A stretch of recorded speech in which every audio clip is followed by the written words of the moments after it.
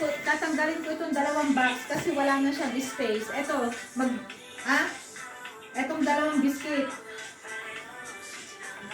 Okay lang? Papalitan ko yan.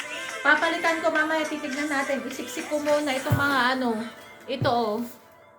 Ito na yung apat na Nutella. Ay, Nutella. Na luncheon meat siya. 1, 2, 3. Tapos may isa na kaming nailagay doon kanina rin, ha? So, 1, 2, 3, 4 siya, ha? 4.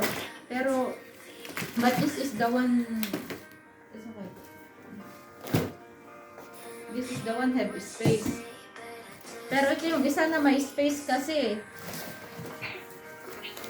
Yung isa ang may space kaya doon ko na lang ilalagay yung ito.